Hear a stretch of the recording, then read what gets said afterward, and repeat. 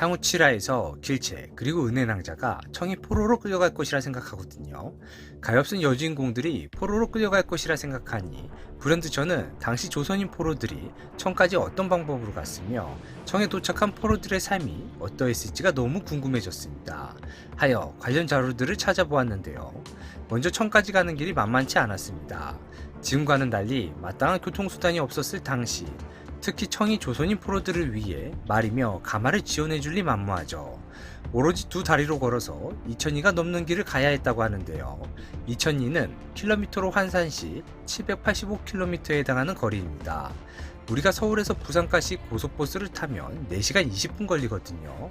이때 버스의 총 운행거리가 380km, 고속버스를 타고 서울, 부산을 왕복한 거리보다 더 긴 거리였던 2000리를 당시 조선인 포로들은 현대와 같은 질 좋은 아웃도어 패딩과는 견줄 수 없는 보온에 취약한 옷가지들을 최대한 껴입은 채로 매서운 겨울바람과 추위를 견뎌내며 청군의 말채찍에 얻어맞지 않기 위해 무리에서 뒤처지지 않도록 목숨 걸고 걸을 수밖에 없었습니다. 그렇게 힘들게 걸어 도착한 청나라, 조선인 포로들이 기다리고 있는 것은 바로 노예시장이었습니다. 청나라 사람들은 노예 거래 시 남자, 여자 성별을 가리지 않고 옷을 모두 벗겨 건강 상태를 확인한 뒤 값을 치르도록 했다고 하죠.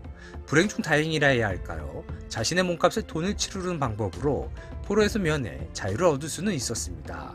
하지만 치러야 하는 금액이 많으면 수백 또는 수천 냥이 되었다고 하니 조선에서조차 아무리 열심히 일해도 손에 쥐기 어려웠을 그 큰 액수를 포로로 끌려간 이들이 값을 치를 수 없었고, 하여 조선인 노예가 거래가 되는 거리마다 고향으로 돌아갈 희망을 잃은 조선인들의 곡소리로 가득 찰 수밖에 없었습니다. 소현세자는 당시 그 상황들이 너무나 참혹하여 쳐다볼 수조차 없었다 표현했으니 조선인 포로들이 경험했을 고통이 어느 정도였을지 저는 차마 감히 짐작조차 할 수 없는데요. 노예시장에서 거래되어 팔려간 조선인들, 주인의 명령에 따르지 않거나 도망치다 잡혔을 경우 잔혹하게 살해되었으며 그 시체를 사람들이 오가는 곳에 전시하여 조선인들이 보게 하였고, 애시당초 조선인 포로들이 도망 따윈 생각지 못하도록 만들었습니다. 조선인 포로들은 성별에 따라 그 쓰임이 분류되었던 것으로 보이는데요.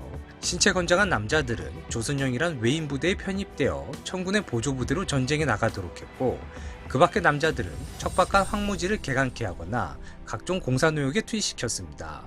조선인 포로 중 여성들의 삶은 남성들보다 더욱 처참했다고 하죠.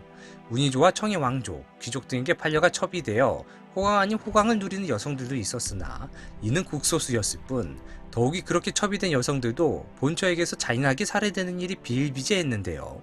이는 그나마 나은 삶이었으니 이런 선택을 받지 못한 여성들의 경우 몸을 파는 곳에 끌려가 청인을 상대로 한 성적 놀이개로 평생을 비참하게 살 수밖에 없었죠. 이렇듯 처참한 삶을 살고 있던 조선인 포로들을 대상으로 한 포로사냥꾼과 장사꾼마저 등장했으니 청인들은 조선인의 포로들을 자신들이 목숨 걸고 벌어온 재산이라 여겼고, 하여 포로가 도망한 경우 포기하지 않고 끝까지 쫓았고, 이때 포로사냥꾼을 이용하였습니다. 앞서서 조선인 포로들이 몸값을 지불하면 자유의 신분을 얻을 수 있다 말씀드렸는데요.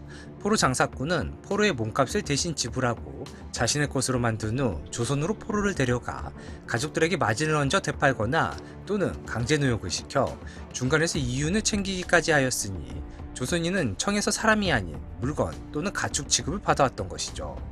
병자호란 전장에서 진 대가를 애꿎은 조선의 백성들이 이렇듯 포로로 끌려가 대신 치렀던 것인데요. 그렇게 모진 삶을 견뎌내고 구사일생으로 살아남아 고국으로 돌아온 사람들 중 남성들은 큰 환영을 받았으나 여성들은 그렇지 못했습니다. 포로가 되어 돌아온 며느리와 자신의 아들이 이혼하게 해달라는 호소문이 등장했다는 이야기는 지난 영상에서 해드렸는데요. 이와 같은 호소문을 받았던 조선 조정은 상당히 입장이 난처했으나 당시 좌의정이었던 최명길은 단호했습니다. 이혼을 허락하면 안 된다. 이혼을 허락할 경우 수많은 부녀자들이 본국으로 돌아올 것을 포기하고 이역에서 원기가 되고 말 것이라 경고했는데요. 또한 청에서 돌아왔다 하여 돌아온 부녀자들이 모두가 절개를 잃었다고 단정해서는 안 된다 강조했습니다. 하지만 당시 조정엔 최명길과는 달리 생각하는 이들이 더 많았던 것으로 보입니다. 그들의 반대 논리는 이러했습니다. 충신은 두 임금을 섬기지 않고 연려는 두 남편을 섬기지 않는다. 포로가 된 부녀자들은 비록 본심은 아니었더라도 변을 만나 죽지 않았으니 결국 절개를 잃은 것이다. 그러니 억지로 다시 그들과 결합하게 하여 사대부의 가풍을 더럽히게 해서는 아니 된다는 주장이었습니다. 쌍방 간의 입장차가 너무나 명확했고 하여 조선 조정도 해당 건과 관련해 신중할 수밖에 없었는데요. 그러던 중 인조가 돌아온 며느리와 이혼하게 해달라는 특정한 집안의 손을 예외적으로 들어주었습니다. 이혼을 인정할 수는 없지만 이 집안의 경우 아들이 독자임을 고려하여 특별히 그에게만 이혼을 허락한다는 결정이었는데요. 하지만 특별히 열어준 예외 사례, 그 파장은 심각했습니다. 대부분의 사대부 집안은 이때다 싶어 돌아온 며느리들을 내쳤고 새로운 며느리를 맞아들였으니 이처럼 조선은 억울하게 청으로 끌려가 고통받고 돌아온 여성들을 보듬지는 못할 망정 2번 죽이는 일을 범했던 것이죠. 드라마 연인에서 조선인 포로들 중에서도 여성들, 그중 구사일생으로 살아 들어온 여성들의 모습을 은행낭자를 통해 그려낼 것이라 생각하는데요. 과연 일어나서는 안 되었을 이 사건들을 드라마 연인은 어떻게 그려낼 것인지 다음 화를 기대하며 오늘의 영상 마칩니다. 시청해주셔서 감사합니다.